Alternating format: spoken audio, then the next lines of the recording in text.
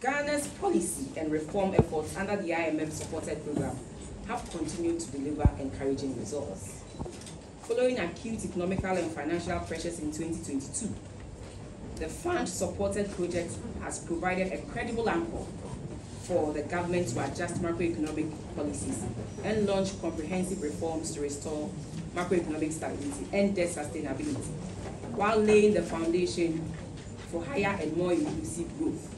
These efforts are paying off, with the growth recovering rapidly, inflation declining, although at a slow pace, and the fiscal and external positions further improving. End of the quotes. So clearly, we have laid a solid foundation for this government to operate. And so it is very disingenuous for them to create an impression as though we have equipped an economy full of problems. Let's come to the revenue numbers they showed in the 2025 budget. In 2025, the real growth of total revenue and grants, as we see in pages 132 of the budget and pages 134 of the budget, is just 0.2 percentage points. We left it at 15.9%. That is tax to GDP. We left it at 15.9%. And an economy that claims to be resetting is saying that I am only growing revenue by 0.2%. That is 16.1% of GDP. At the end of 2024, our revenue numbers were 186 billion Ghana cedis. And they want to grow it to 224 billion Ghana cedis in 2025. Like I said, the growth in real terms is not encouraging. But when you look, if you listen to the minister on Tuesday, in paragraph 173, the minister stated in the budget statement that they are projecting a tax revenue percentage of 17.2%. So clearly, two different figures are being shown here. But like I always say to people, the real details are in the budget. The real details are in the appendices of the budget. Minister in his speech says, I'm growing revenue by 17.2% of tax to GDP ratio. And then you come into the budget and it's 16.1%. Clearly, there's a problem with the credibility of our budget. Let me come to the expenditures as well. My minister, the former minister, made mention of the 24-hour economy, and so I will skip that. But let me say that when you compare our expenditures in 2024, when we had an election, usually with elections, the government spends so much because they have to give the electoral commission everything that they would use, rationalize expenditure, and reduce the waste in the system. They are giving us an expenditure and appropriation of 291 billion Ghana cedis. 291 billion Ghana cedis. No election. We are cutting down. So they say one thing, and the numbers in the budget speaks to something completely different. That also boils down to the credibility of the budget. Let me come to the uncapping that the minister spoke about. The expenditure measures of uncapping transfers to some statutory funds to enable them to fund other government programs. It's no brainer. We have done it before. And so it's just continuing with what we also did. Every government has its discretion on how to fund its programs. While we cap the transfer to the statutory funds and use the cap transfers funds to fund free SHS and other programs, this NDC government has decided to uncap transfers to GET Fund so that GET Fund will fund free SHS. We have done it before. It is nothing new. We uncap and cap, and it's at the discretion of the minister. Where you find that you need to restore the capping, you restore it. And we did that in 2017 when we realized that NHIS was saddled with a debt of about 2 billion Ghana cedis in claims. In 2016, that was what the NDC left for us, and we made sure we provided enough funds by restoring the cap funds in NHI to enable them pay. So we have done it before. It is nothing new. And so we were thinking that with the resetting, something innovative was going to come up, but nothing new came up. We have done it before, and it is normal. Also, by virtue of the debt restructuring, let me say that the government absorbed the get fund debt. And so once we absorb the get fund debt, there's more room for get fund to take over other economic mineral royalties and the oil revenue as well. And you ask yourself, you dedicate 13.8 billion Ghana cedis into this fund. But when you look in the budget, this is supposed to be their documents for policy and directions.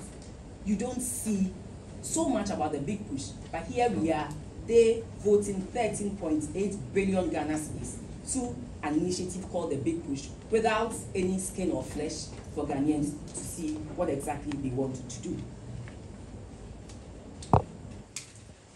Per the Earmark Funds Capping and Alignment Act, it is okay for the minister, like I said, to exercise discretion with statutory funds.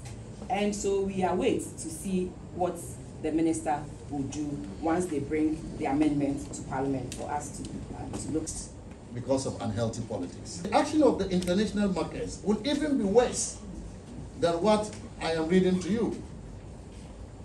In the event that the IMF review fails because of this manipulated data used by the government, the international market will even react violently towards Ghana.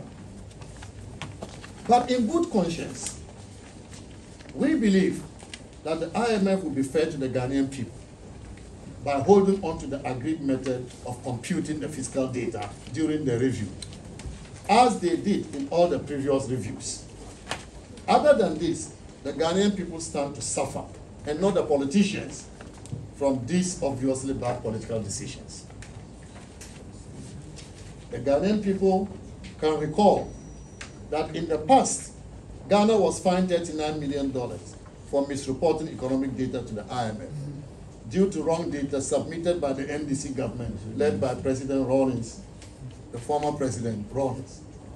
It appears we are on our way there under another NDC government, under President Mahama.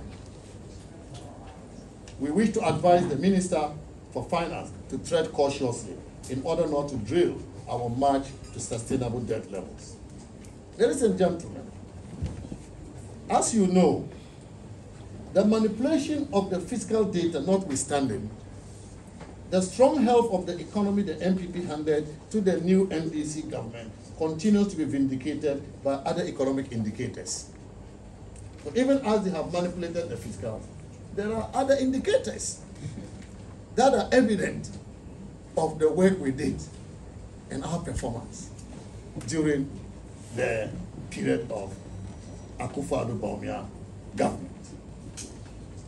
The debt to GDP ratio of 61.8%, as I mentioned earlier, achieved in 2024 was not by accident. It was due to skilled negotiation and the implementation of a good debt strategy. The Honorable Minister, if you watch him during the presentation of the budget, could not even acknowledge this important development by the imminent absence of this ratio in his budget speech. He couldn't even mention that amount of the debt level in his budget speech. But we know that this is historic, and history will be kind to Akufo-Addo government. Another good news for Ghana was the announcement by the Ghana Statistical Service of a real GDP growth rate of 5.7% for the 2024 fiscal year. This is the highest in 5 years, the highest growth in 5 years, since 2020. But the recovery from the global crisis had begun in 2023, when GDP growth surpassed 1.5% target to end the year at 3.1%. That was when the recovery began. The 5.7% growth in 2024 was more than the budget target of 3.1% and the revised budget target of 4%.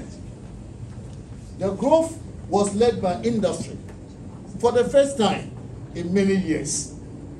For many years, the services sector led our growth.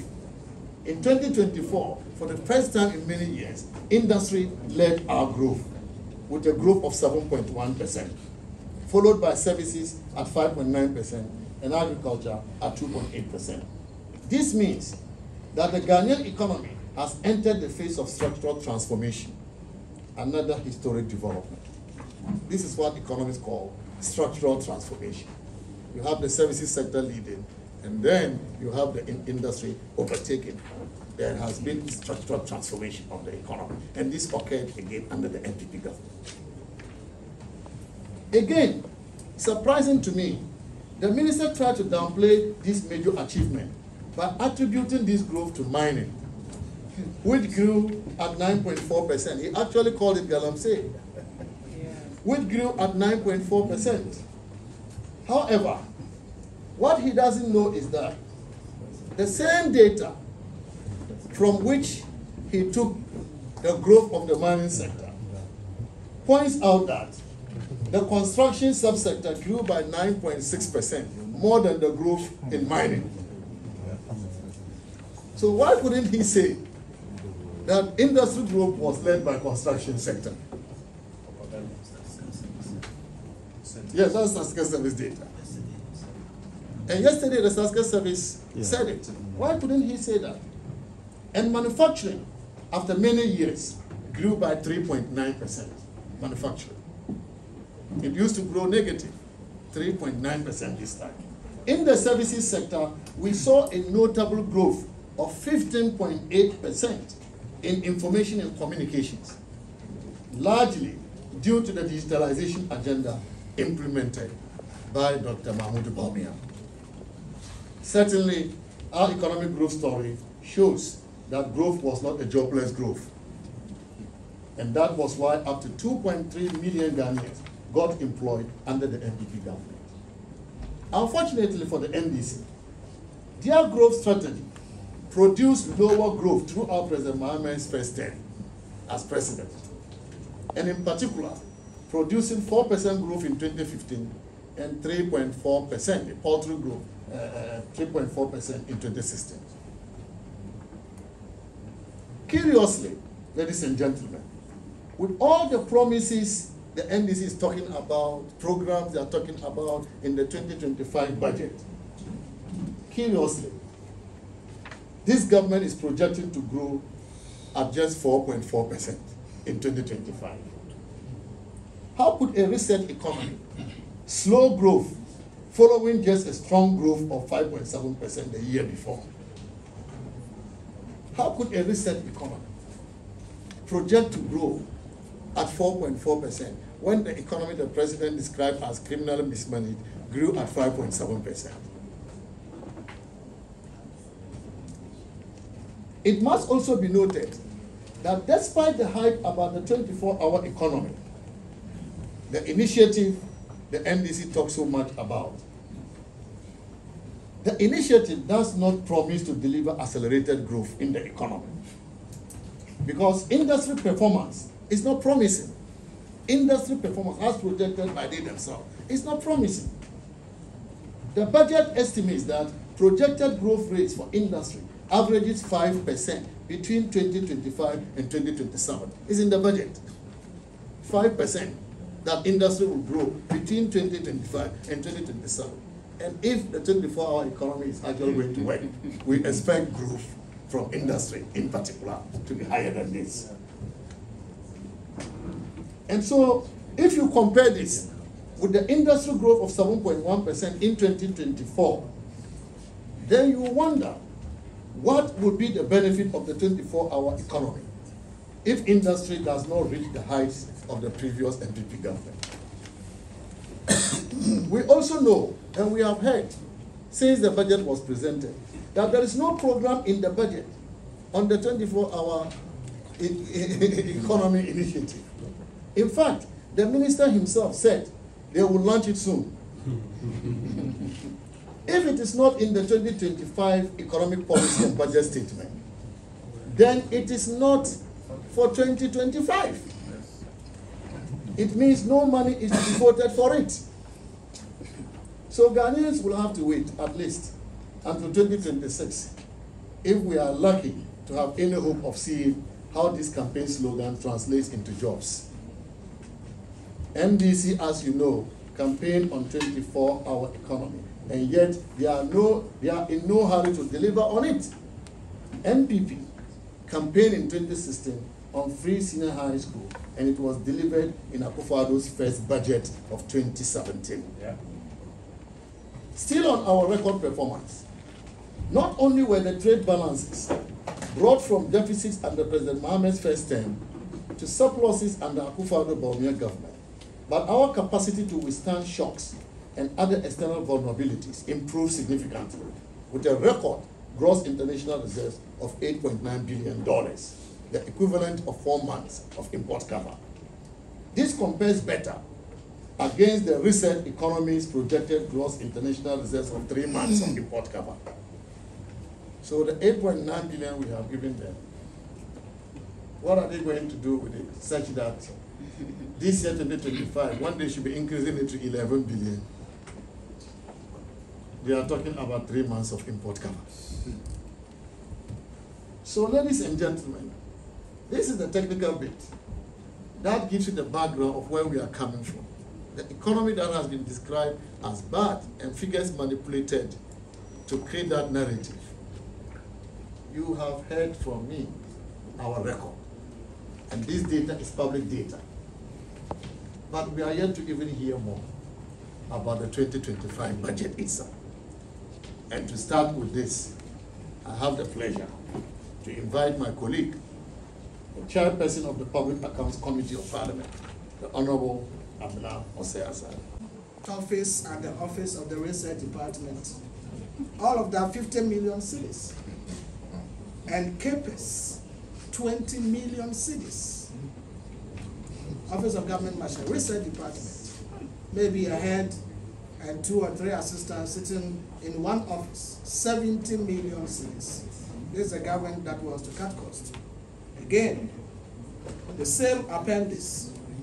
We have government communication. This is Felix Ofosukwuachi and Shamima Mosi. Government communication. They said they have collapsed Ministry of Information. They've saved money. Yet, under government communication, headed by Felix Ofosukwuachi, deputized by Shamima Mosi, let's say they have 2 or 3 research assistants helping them scrolling through social media, Ghana web, to see what is happening there to respond.